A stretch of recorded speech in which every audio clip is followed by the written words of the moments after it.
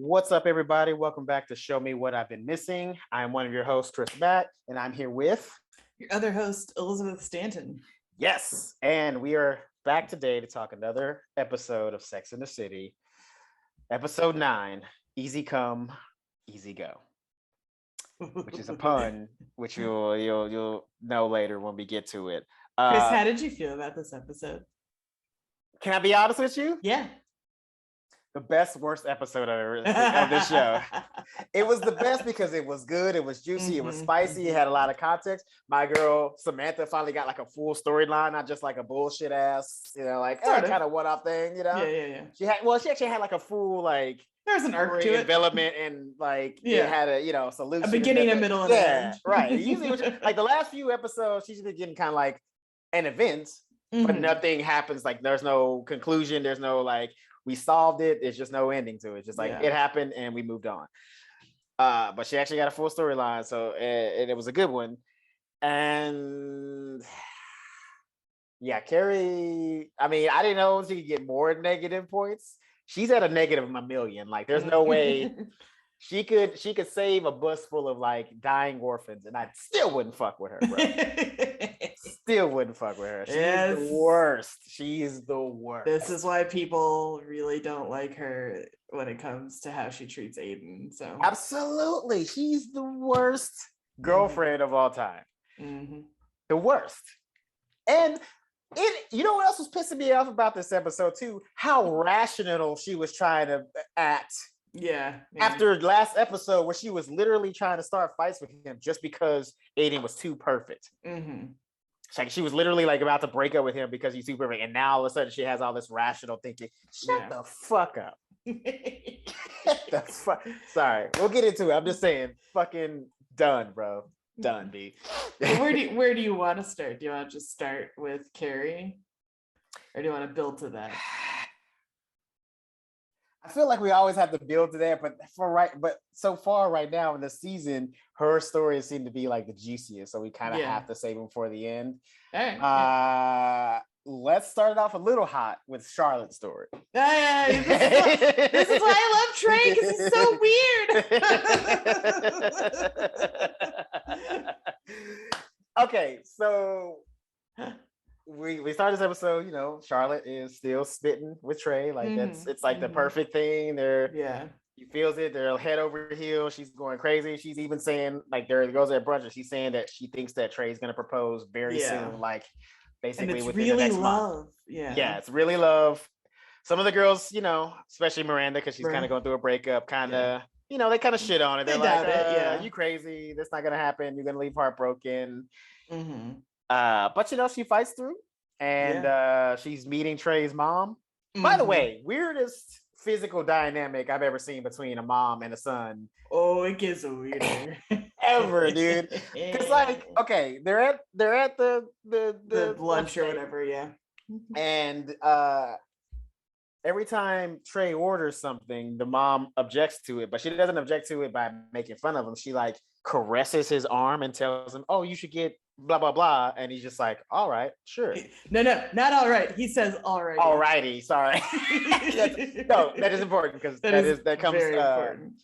And Charlotte marvels at it, though. Yeah, she marvels at it, but she also is weirded out by it, as she should be, because it's a little bit, it's like a little Norman Batesy. It's a little sexual in nature. Yeah, because it's not just like a touch or like a brief squeeze. It is like a caressing the arm. Yeah, no, not rubbing times. It is a caress. It is purely fueled by sexual tension. Like, they may have never fucked, but they probably want to.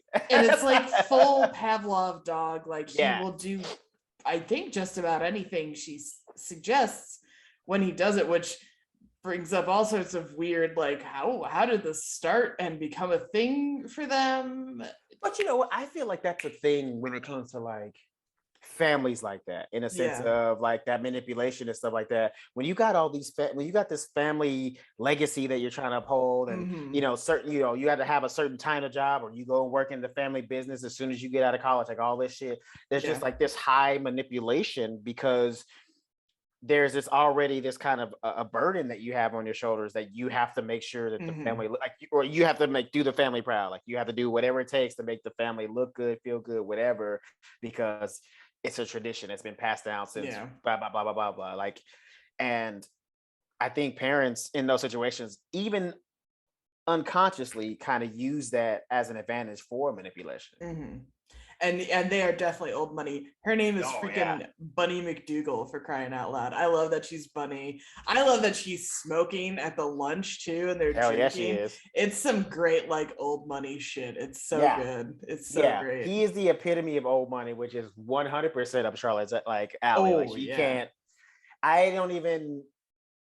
Like, she couldn't date anybody else. Like, this is the guy. If it doesn't work out for her, this is going to be very tragic. It's going to be very tragic because and it's up her alley, but she fits in that world. I don't know how old money she is, but she's from a wealthy family of some kind. Maybe not like the oldest of old money, like but there's a few generations of wealth in there. But there's some generational wealth happening. We're talking at least 3 or 4 generations of wealth. Yeah. And so she fits into that. Yeah. Even if she might be slightly new money, but not new compared to Trey's family, but not new money compared to like other people. Like a lottery winner. Yeah, like a lottery winner. Right, exactly. Yeah. She just get money. Yeah.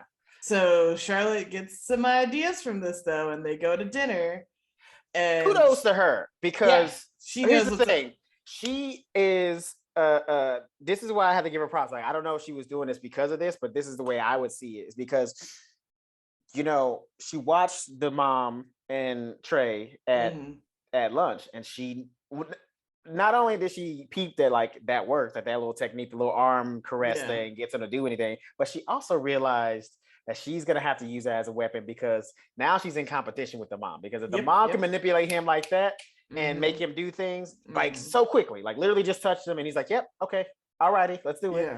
No matter what. Yeah, like, and it, like he fucking wanted a scotch and she was like, no, you should get red wine's better for you. And he's like, all righty, after the touch, you know what I mean? So like she peeped that and was like, all right, well, I'm going to use that to my advantage because this is going to be something that's definitely going to be a problem later in our relationship. So let me go ahead and master it now, which she does. So, she gets him to switch salads at the restaurant, and then she does it and she says, maybe we should get married. And he says, and like the salad comes and he just goes, alrighty.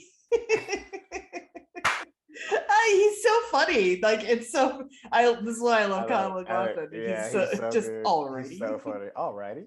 I know they make a big deal of it. I swear, I've been saying alrighty my whole life. Not to everything, but like I don't know.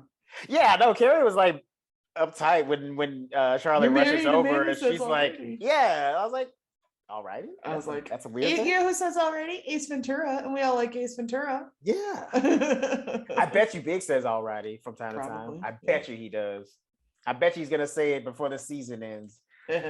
But then what do you call it? Charlotte rushes over to Carrie's in a panic. She's like, I'm engaged, but it's the worst story it could ever be because she had to propose herself. But here's the thing. She's all pissed off and sad, but it's like, you did this. Yeah. You didn't have to say, like, you guys were having a casual dinner. You were just so in your head thinking that he was going to propose. And then when he didn't, you flipped out, panicked, and then asked him yourself. You didn't have to do that. If you just sat there and then like, didn't see that coming and then moved on, he probably would have eventually. He probably actually, like, she probably wasn't wrong in the sense that he was probably going to propose. Like, because they've been kind of going at it full steam ahead. Yeah.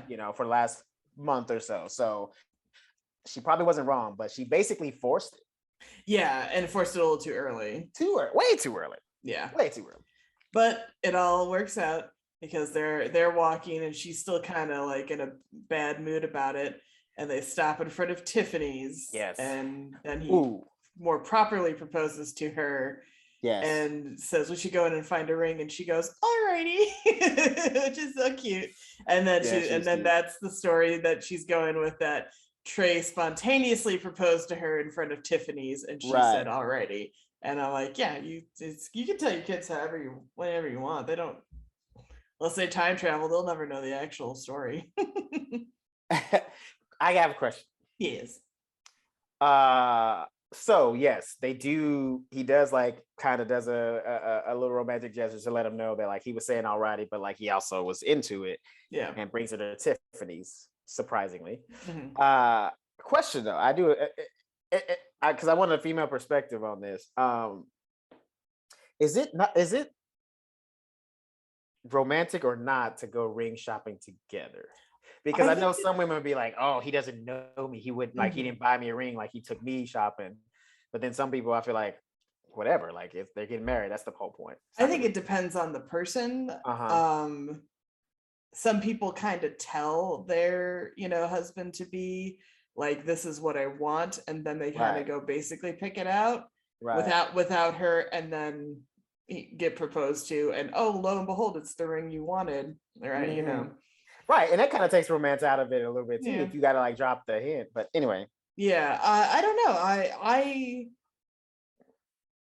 I would hope my like partner would know me well enough to know. Like I mentioned in the Bride Wars episode, I feel like I would have to tell him, be like, don't get one that's like a raised band or a stone. It's got to be something inset, because I'm dumb and I move my hands too much and I don't pay attention. I like talk with my hands or I'll just be like, oh, we've got to fix something, okay, and just jam my hand in there without really thinking. And I'll fuck up the ring.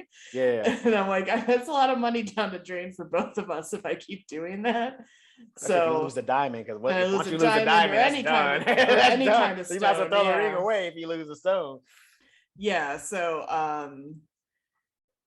it depends on the type of person, like, because I feel like they're gonna go pick the ring and then he'll still probably get down on one knee, right, and once it's like finished and presented and be like, the ring we chose together. So it's either or. I don't know, it's just weird, and there's just no pleasing some people, well, that's the thing that I was because I'm looking at it in the sense of the question that I asked, but I'm looking at it in the personality of somebody like Charlotte, and I feel like for her that the him not going to pick out the ring himself would be a red flag for her.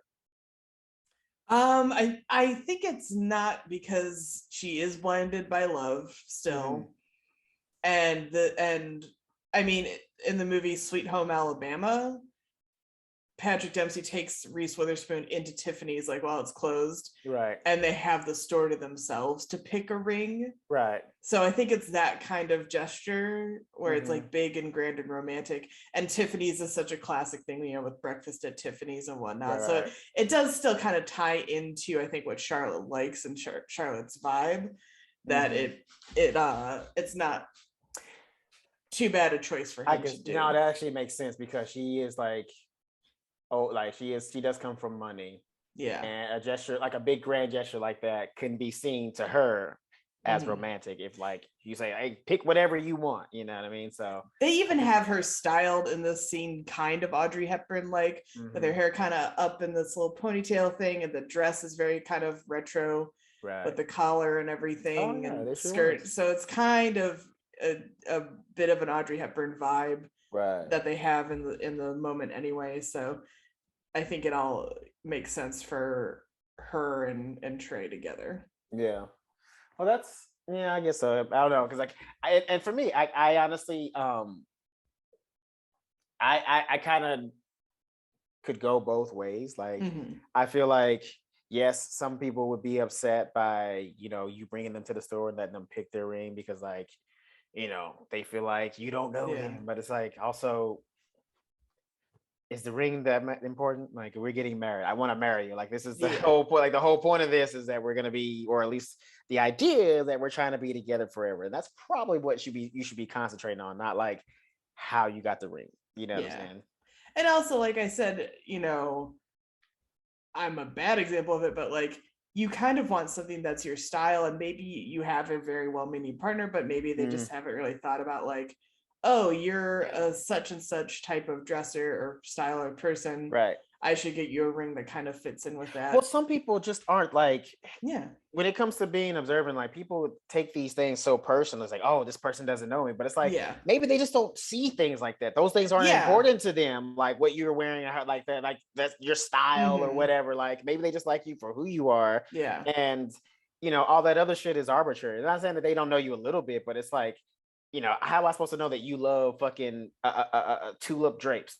Like that's like I don't, because that shit that's not in my world. You know what I'm saying? Like I wouldn't buy you tulip drapes even if you're like, I love tulip drapes. Like, all right, cool, you like tulip drapes? Like, but whatever. Like I prefer like silvery jewelry, platinum, whatever. Not basically not like yellow gold looking jewelry. Okay, now that part I can understand. Like if you know what I'm saying? Like if eating it. But I wouldn't necessarily expect, I would hope they would notice, and so because they like are somewhat observant. Dude, I'd rather propose to a girl, get the ring wrong, and then she can go and pick it out herself. Like, because at least the proposal was there. At least I did the romantic step first, and then if you didn't like it, we can go exchange. I won't be hurt. I won't be offended.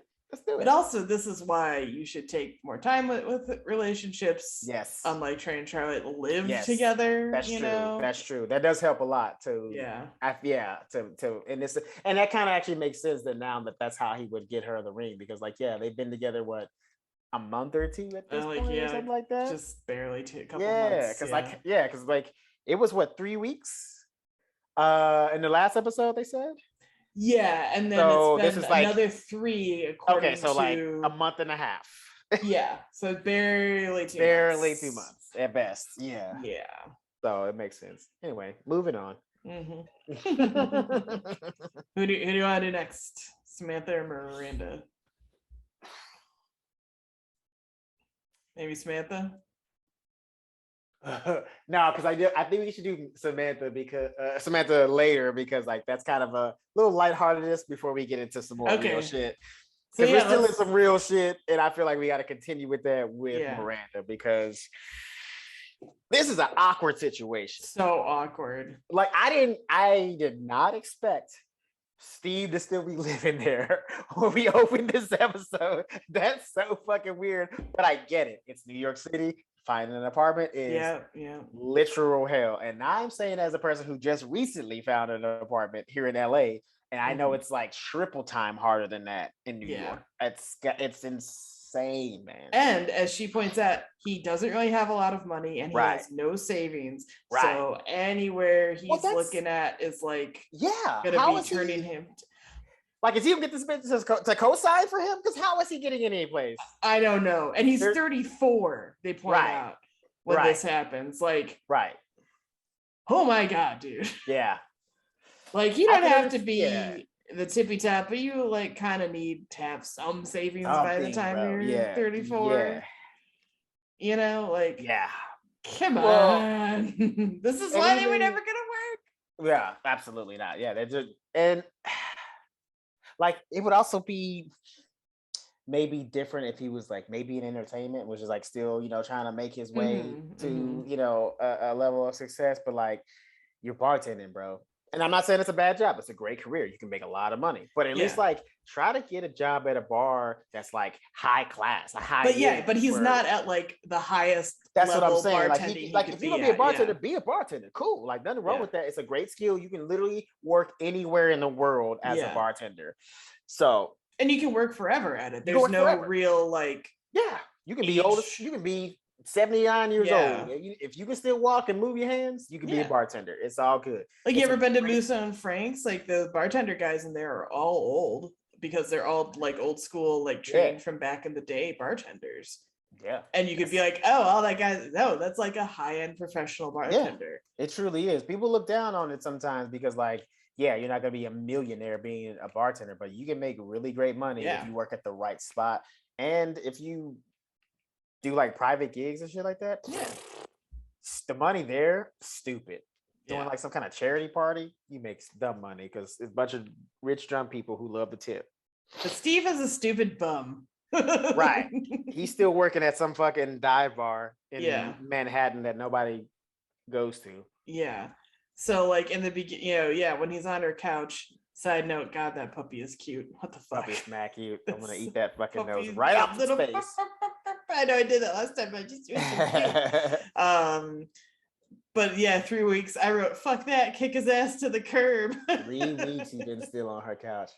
Yeah, bro. Like, listen, doesn't he have any fucking friends he could go crash that's with? what I'm saying. You ain't got no friends. You ain't got no family that's around. You know what I'm saying? Something like you can't. Matter of fact, part of this is Miranda's fault because she should have never let dude stay. Yeah, she indulged it, which she kind of admits she did. Yeah, which I understand, but I think, and I think she only did it out of some guilt because of because of his situation. He is a broke bartender that ain't, he ain't like he's like getting a place in Manhattan or fucking renting a brownstone in a minute right now. You know what I'm saying? But again, though, it wouldn't be necessarily mean if she was like, you gotta go, because like that's her place. It's her place. Like, also too, you a grown ass man. Like, I don't know what to tell you. This shit is over. You can't live here no more. You got, and like that's a trap though that women get pulled into all the time, where it's like they still have to care for the guy like after the fact, like they're still doing stuff. Yeah. Even like, I'm glad she kind of breaks it off a little more coldly at the end, because like she goes and looks at the one like shitty place that looks like a gulag.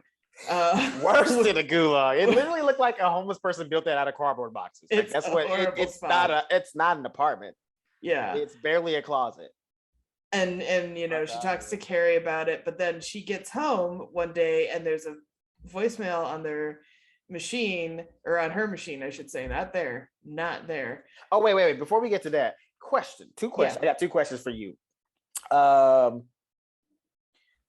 So we have to live with it. Have you ever lived with a boyfriend? No. Okay, so we won't get into that. But I do. I if there's anybody in the comments, if you ever live with a boyfriend or a girlfriend or whatever, and you guys broke up and you like had to live with each other for a while before the other person could move on, please in the comments tell us what it was like. Tell us the whole story. I don't care if the comment is fucking a whole like whatever. Just tell us, because I'm very interested in it. I know a couple people that have dealt with that.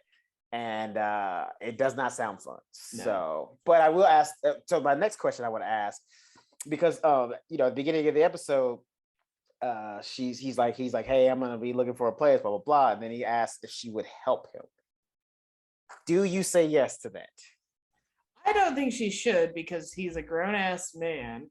This is that like fucking weaponized helplessness and weaponized incompetence, where he still wants her to do a lot of work for him. It's a manipulation. Yeah. You're a grown man. You know what a fucking good apartment is or isn't, and you know what you can afford or you can't afford. Right. And the sad little I'll take it in that shitty basement apartment makes her feel guilty to say, no, don't take this place, it's horrible, and lets him stay on the cushy couch a little longer. Yeah. Bullshit. Fuck that noise. Like, it's the, will you help me find an apartment?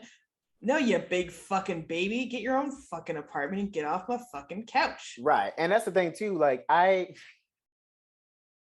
a way, I guess her helping him out is like, I know she was doing it out of kindness, but like, I can understand helping out. So you're like, you just want this dude at your apartment. Like, I might, like if I had next time, I just wanted the fuck out of here, I'd be like, let me help you. Like, here's some great places. Not yet. To go fucking. Yeah, well, she does do it. She still does it. She circles places for him, but she's not going to go like tour with him. At the end, she had that attitude. At the beginning, she was like, all right, now, he's still like kind of manipulating her, being like the little, like, motherfucker. You're an asshole. You're gonna hold a cute puppy and have a sad face on while you're asking her to do it. Will you help me find your place? Can you? He is a brilliant, diabolical, evil genius. Yeah, this is why I don't like. How can she say no to that? I don't like Steve.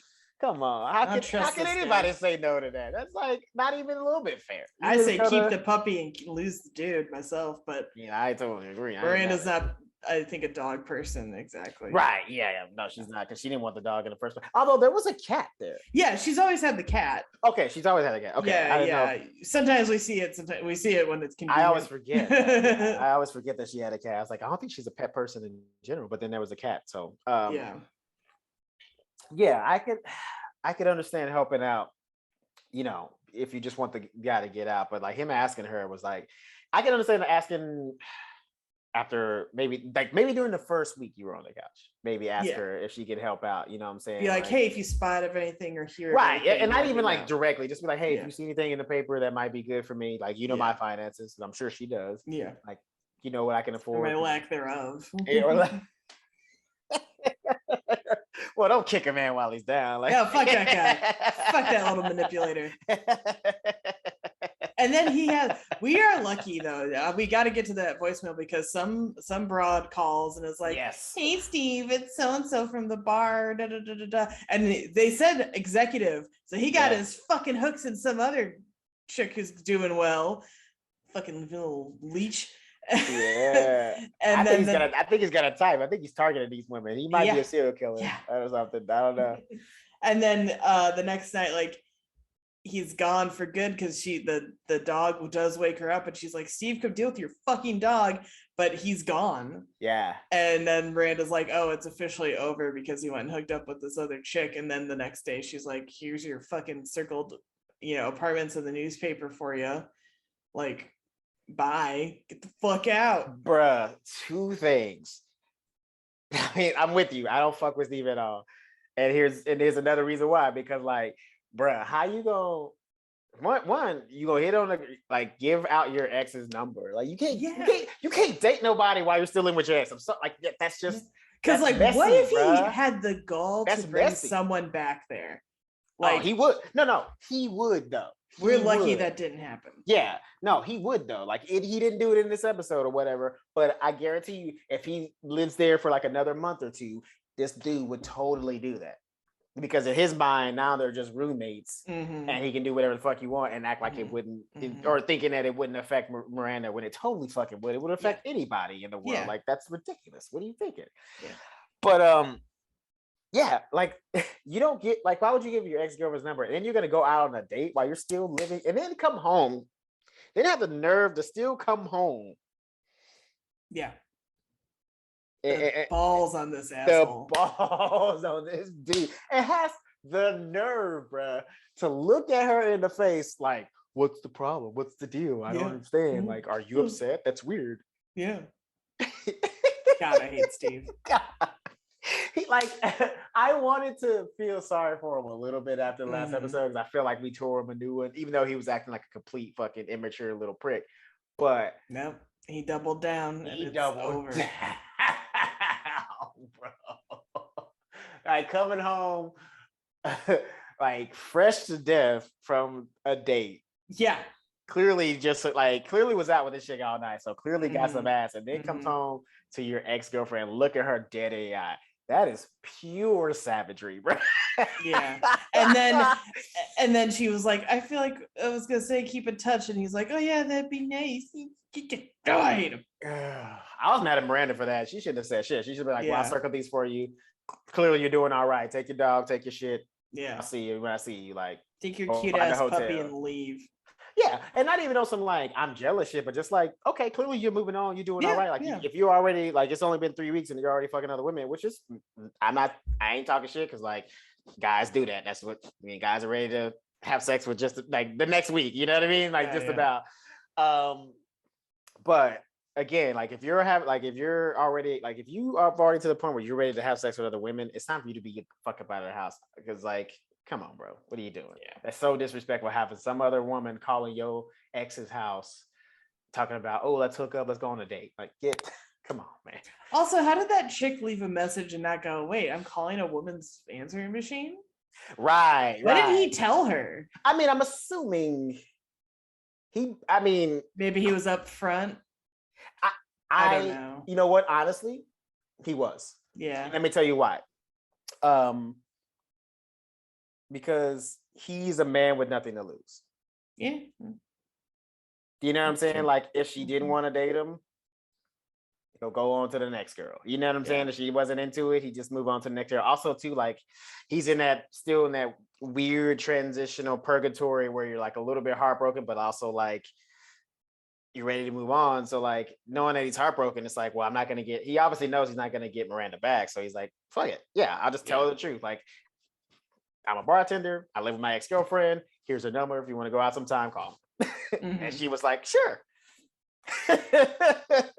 I didn't say not judging, but damn, lady, have some standards. Like, come on, bro. Right? Ain't no way I'm going out on a date with a girl and she's telling me she's still living with her ex. I'm like, no, we're not doing that. I was like, yeah, maybe, when you move out, we can have a chat and see where it goes. But currently, you're still sleeping on the couch? No. No, thank you. No, thank you. Toll. That won't be working for me. Well, on to Samantha. My man, Bobby Cannavale, bro. I love Bobby Cannavale. Highly underrated actor. He's bro. so underrated. I don't know how he's not like so good in everything, winning awards. He's so damn good. Everything. I think the first thing I saw him in, because I don't recall seeing him in this, honestly, because the surprise, that plot line gets cut out of Basic Cable a lot. Oh, yeah, I bet. I bet. Oh, 100%. I don't even think it happens in this. Yeah, bro. I don't even think they air it. In there. But actually, I saw the movie The Station Agent with him and Peter Dinklage, like way back in the day. And of course, Peter Dinklage is so damn great. He's great too, yeah, absolutely. And then he would, but Bobby Cannavale like totally stuck out to me. I was like, this guy is great. The two of them together are so good. Like, and I've been like kind of loosely following him ever since. And I'm like, oh, he's so good and stuff. He's always reliable, like rock solid. It can be dramatic, can be very funny, and like, he's just so good. He's good. Yeah, he was actually, to me, and I'll say this: Kevin Hart, Dwayne "The Rock" Johnson, fucking Jillian, whatever her name is from the goddamn Guardians of the Galaxy shit. Karen Gillan? Yeah, Karen. Yeah. I'll say it. And you too, Nick Jonas.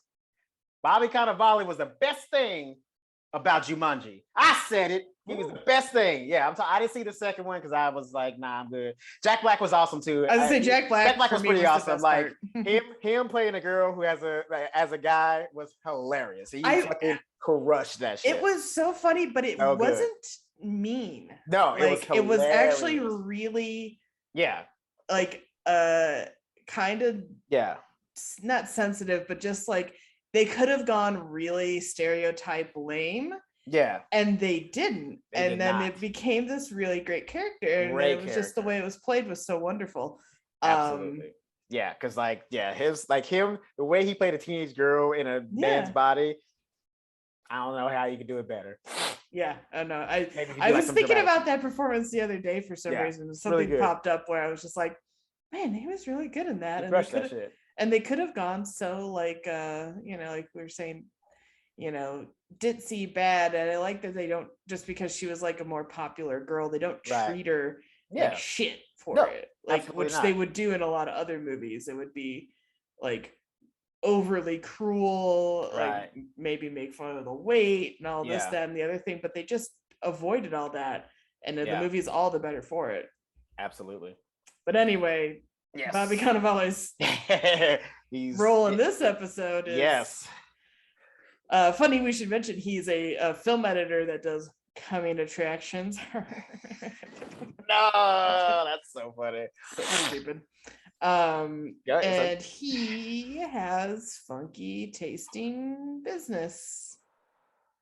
Not the penis, the what comes out. The results. The result of because she's like going down on him, and then she like he finishes, and she has like this literally like she just sucked on a lemon kind of face going. She's like, what the fuck is that? Oh my god, no. I fucking fell on the floor laughing. When they are at brunch, Samantha's like, "Oh my god, has funky tasting jizz." Charlotte just gets up abruptly and walks out. No words, no nothing. She just gets up and leaves. It is one of my favorite. It's like maybe my second favorite Charlotte moment. It's so beautifully in character. And then I like Miranda coming in with the punchline going, and she's never coming back. I low-key feel like that part was improvised. Like I feel like she was probably supposed to say lines there, but she just got up and walked away, and they were like, fuck it, we love it. We love it. We love it. So funny. There's no way that's scripted. Nobody can write a moment like that. That's fucking good.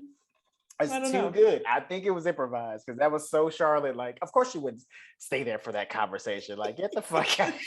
It's so good. I was on the floor, Elizabeth. I was like, oh, that's like 1000% Charlotte. Like, because he just get out of there. Because I feel like they've had way more like graphicer. There's definitely one where she I don't know if she's just fed up with it, maybe, because maybe this is usually when Samantha's stories come out is at brunch, so maybe she is fed up. Yeah, well, there's a few episodes back when Samantha's dating the black guy, and Charlotte cuts her off and says, "We know he's got a big black cock." Yeah, that's what I'm saying. So like. But I think that's why I agree with what you're saying is maybe she was just fed up with it. Like, I don't think she was grossed out. She was just like, all right, that's, you know what? I don't do this anymore. Yeah, I don't have to do this anymore. I'm about to be married. I'm about to be married and engaged. I don't have to sit here and listen to this is my single girlfriend's disgusting, sex talk.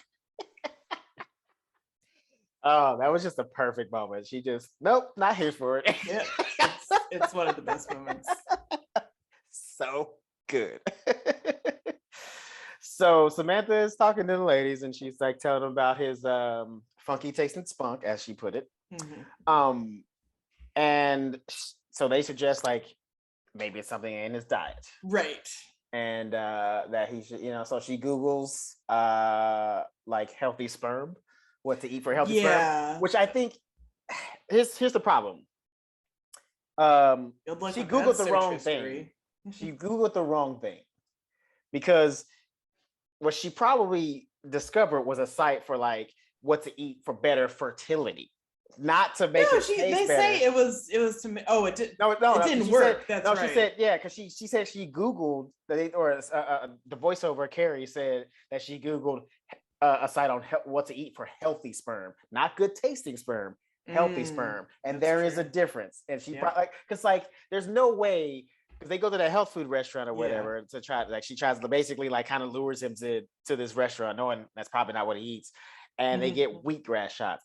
There's no fucking way that a wheatgrass shot is gonna make jizz taste better. No fucking way. And only like two, like I feel like that's a long-term thing you have to fix. I don't know. That's another thing too, by the way. It's not instantaneous. Some people think they're like, oh, if I just go eat some pineapple right now in like 20 minutes, it'll taste good. No, bro. Like it's got to be, unless you eat like literally a whole pineapple, maybe. If you eat a whole pineapple, probably.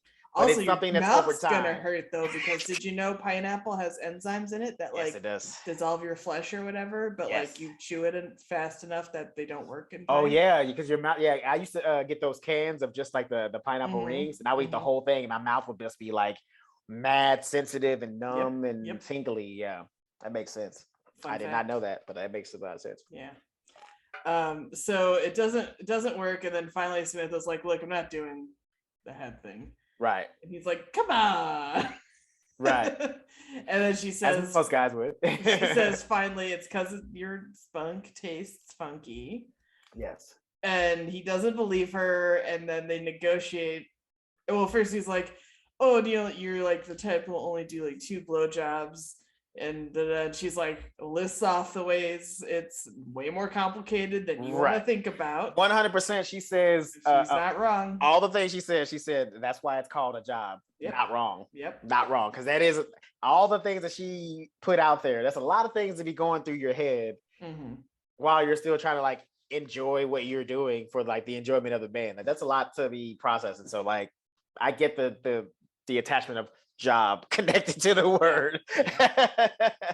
It's definitely a job. I totally agree. Sure. And I appreciate all the women that have done that. I appreciate every single one of you. I would never say that you're not putting in max effort. Okay, even if it sucked, I appreciate you trying. Okay, no pun intended. I'm like, it sucked. Then she says, all right, fine, I'll make a deal with you. If you try some and you say it's not bad, I'll go ahead and continue. Yes. And then he goes, but it's gay. And she's like, it's not gay when it's your own. By the way. So weird. That's no. It's not weird. Let me tell you something. Every guy on the planet Earth has tried his own cum. 100%. 100%. And I'm not saying like they motherfuckers are like jizzing into a cup and taking a shot of it. No. But you're curious and you yes, every guy's like got a little drop on their finger and been like, and moved on. I promise you. Don't let any guy say that. Oh, that's gay. Shut the fuck up. You had at least a drop of jizz, of your own jizz, in your mouth. Now, if you have a drop of somebody else's jizz, hey, listen, not here to judge. No. We won't put a category on that. That's something different. I don't know how to classify it. However, every man on this planet, at some point, whether it was like when you was a kid and first discovered masturbation, or even as they got into adult, they have taken one little drop and been like, let me see what that is. And stop lying. If there's anybody out there, say in the comments that you haven't, I'm gonna call you a fucking liar to your face. You're a liar. So he does, and he says, oh, it's not bad, which I think he's obviously lying. Clearly lying. He can barely. He's like, it's like, so good. It's good. Let's go. Don't worry about it.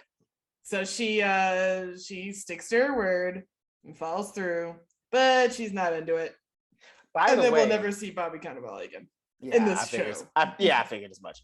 By the way, kudos to him for having the stamina to like come and then like get back at it, because it seems like pretty much right after he was done and tasted it, he was like, all right, let's go. And he was like, well, bam, let's go. Yeah. So props on the recovery, because that's very quickly, bro. Very quick. I'm in Bobby. Oh, so over here. All right, so let's I hate this so much, Elizabeth. I knew it was coming, because I knew that they eventually get married, but I just hate the way that it happened. I wish they could have done it a little bit more righteously if they were going to get back together. On the up and up, On the up and up, which is not on the up and up, as we will navigate. You open this, because I'm too pissed. You're so mad. You're so angry. I'm so pissed. I can't talk about it. I don't want to talk about it. I do, but I don't. So Carrie and Aiden are at a furniture show where he's, showing off his company and his work. New designs, New designs and stuff. And they're like all cute and flirty. I almost said curdy. Combine the two words. Cute. And he keeps trying, she's like, I'm your booth bitch. And they keep trying to like say it back and forth. And I wrote down, like, this joke is not working. This is terrible. But it pays off, because then Carrie sees Big and Natasha, and she tries to hide behind a piece of furniture like an idiot, but Big spots her. Like, here's what pissed me off about that.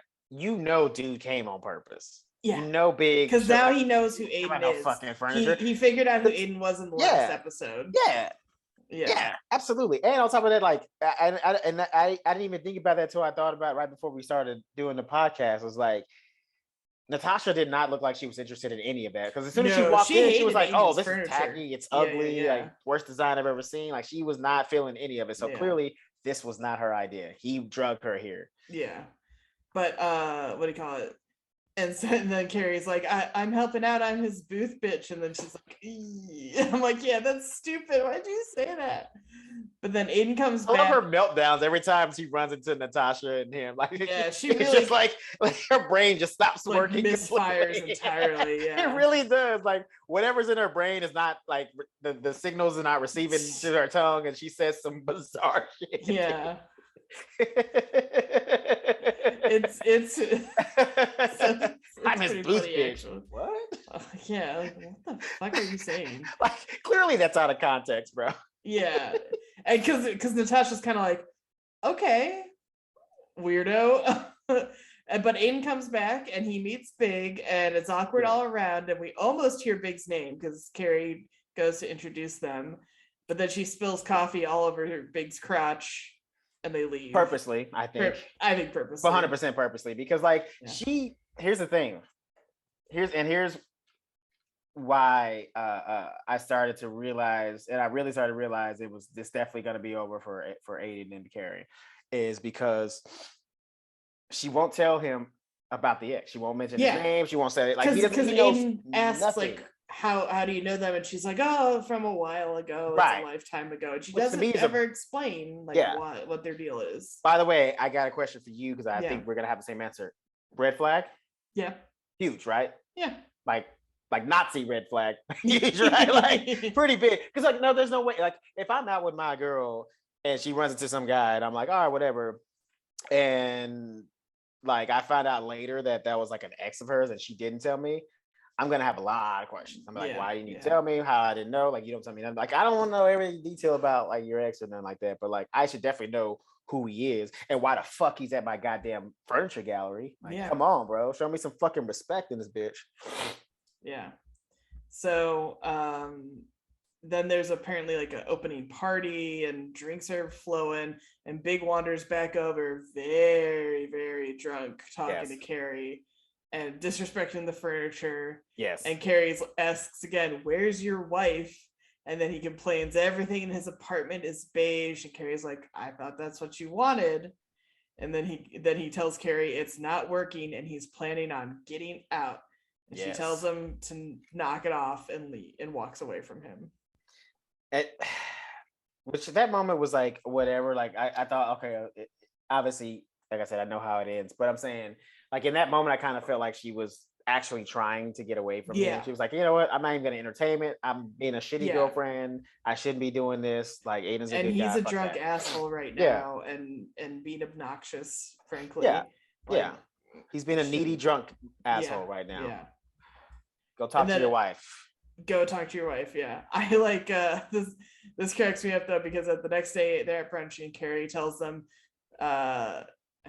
Big's leaving his wife and Miranda and Charlotte both go, oh my god, and Samantha's the only one who goes, of course, like just shrugs it off. And it's Samantha knows. She saw them together. So smart.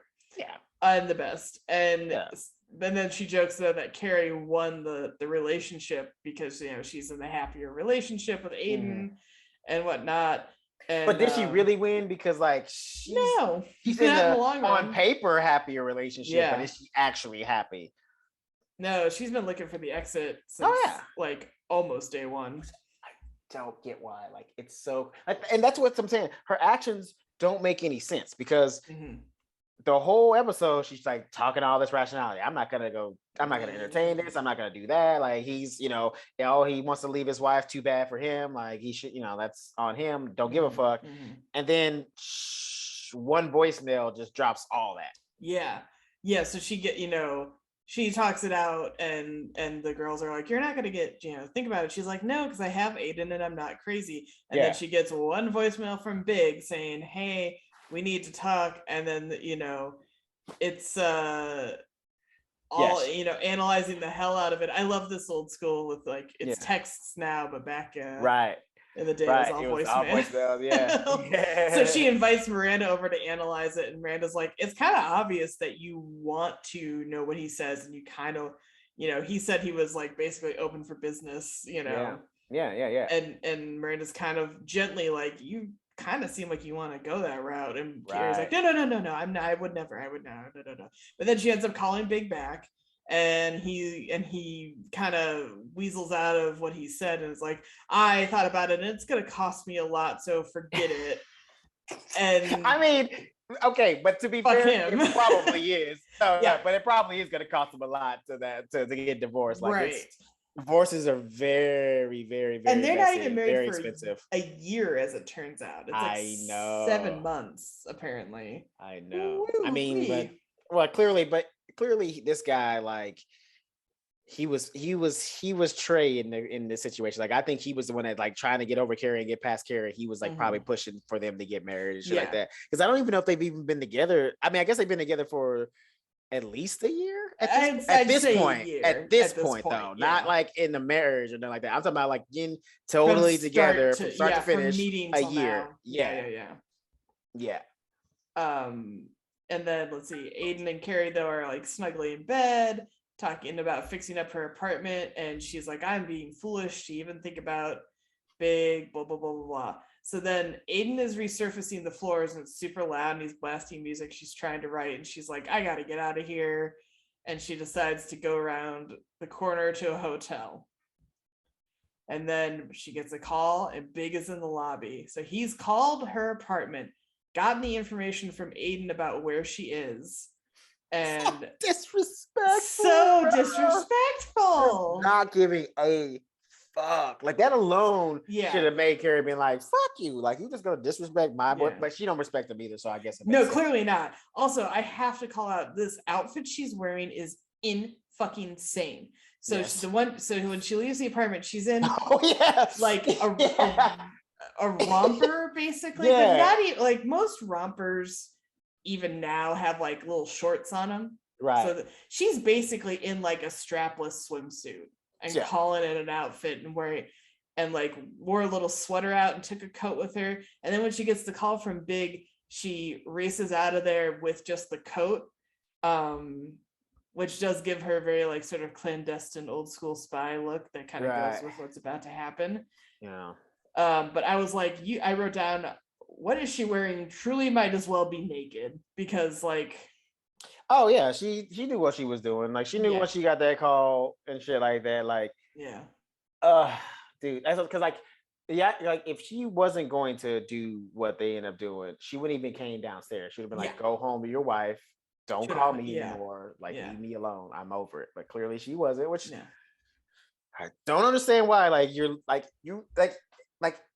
you were literally about to break up with your boyfriend because he's perfect. Shouldn't that tell you that you should probably stay there? Like, why not be with anyone? Maybe. Yeah, maybe not anyone, probably, but like, why would you want to leave good time to go? Yeah, like it's like saying, hey, I want to leave Disneyland to go to a funeral. Why would you? Who chooses that? No one would choose that. Yeah. It's always like, hey, we go to Disneyland, and after that, we go into a funeral. Who's down? You'd be like, nah, I'm good. I think I'll stick to Disneyland, but if the funeral part, that's for you. Like, no. But so he's trying to kind of spill his heart out, but he's not doing very good. And she's like, you've got to stop calling and flirting, and go lie in your beige bed. And she walks away, but then he corners her in the elevator. Yeah. Oh, all of a sudden he got speed now. Exactly. Now we can catch her. Couldn't catch her on the stairs at the opera house, but now we can catch her. Like fucking Sonic the Hedgehog over here catching up with her. The Flash over here catching her before she gets to the elevator. All of a sudden he got speed. I made a mistake, and he kisses her, and he says he loves her, and she kind of keeps trying to push him off, but not too hard because she gives in. And then they hook up, cigarette and all. Because she completely relapses. She has sex with her and she smokes a cigarette. And Aiden helped her quit. So he literally she just threw away all that shit. And I wrote down at the end of all my notes, boo. Bruh. But here's the thing. I'm not one of those people that believes that like once a cheater, always a cheater.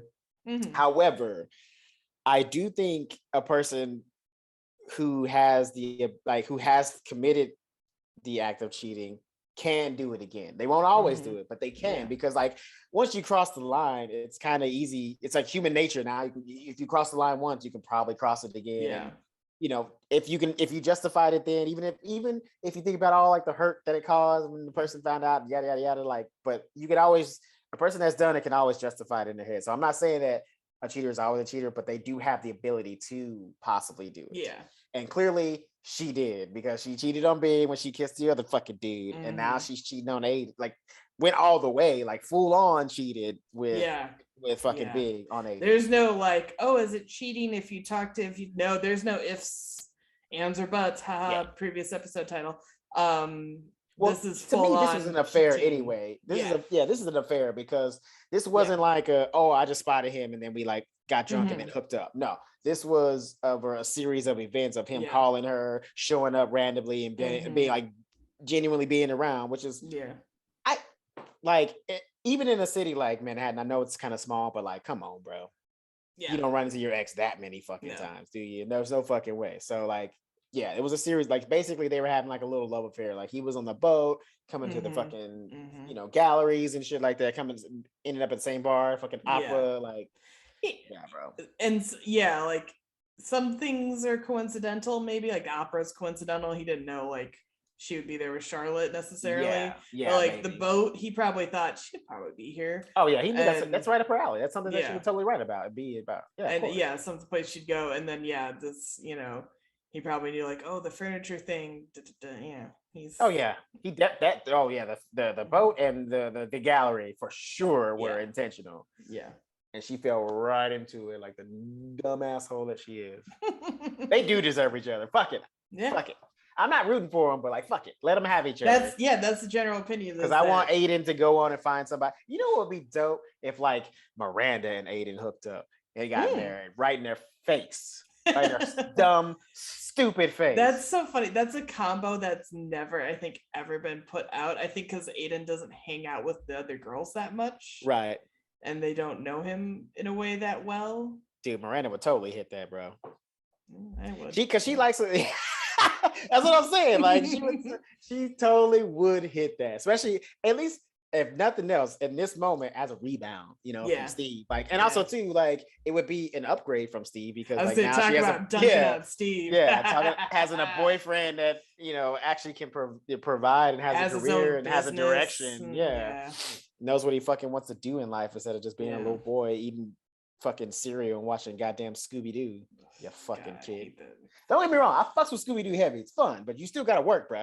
Like you gotta progress in life, my guy. Like you can't just stay still. This ain't high school, my boy. So there you have it. There's this. Carrie's officially crossed the line. She was dipping her toe over the edge, and now she's taken a flying leap.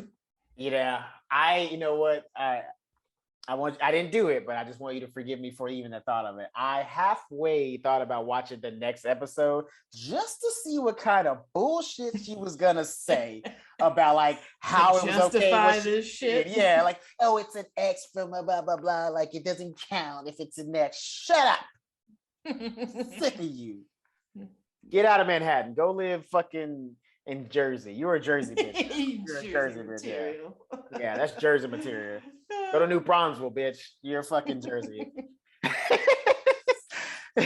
Or whatever that fucking town is. I don't know. New Brunswick, whatever the fuck it is in Jersey. You know what I'm saying? You're a Jersey bitch. That's some Jersey bitch behavior. Back out of here. Anyway. So that's this week's episode. We'll be back again. Yes. Next week. Oh, we gotta do candles. Make sure you go to Arlo Australia, ARLO_Australia on Instagram. If you're watching this, Elizabeth's holding up a nice candle. I think that's the lemon. The lemon eucalyptus. Eucalyptus, yes. My favorite so far. It's so good. I fucks with that one heavy. She also has reed diffuser, and she's putting out just the wax cube. So if you have a wax melter, if you have a wax melter, like if you're not comfortable with flame in your house, get you a wax melter. She's throwing out the cubes. I got some myself for my new place, just in case, I don't want no flames immediately. So, but yeah, it's great. They smell, and it smells just as powerful in the wax melter. So people thinking like, oh, you won't smell it, like it hits the entire place. It's fantastic. It's dope. All her shit is dope. So be sure to go check it out and use our promo code Show Me Miss at checkout. You'll get 10% off. Right on. And you can find us, the show, with some of that information in there. Yes. At Show Me What Podcast on Instagram, and that'll take you to Facebook, Twitter, and YouTube. Yes. And you can find me at Elizabeth Movies on Twitter and Instagram and TikTok. And Chris, where can they find you? You can find me on all social media at Mack Diddy Combs, MackDiddyCombs. I'm probably gonna change that soon, but I don't know. Maybe not. I like it. Yeah. I just want to make it a little simpler for people to find. I feel like if I have to spell it out every time, it's probably not a good name. I don't know. We'll see. Yeah. Also, yes, remember, like, share, subscribe. Yes. And comment. Let us know if you ever live with an ex or anything like that. Like how it went. Yeah, after the breakup. Let me know. That's it. We will see you guys next week.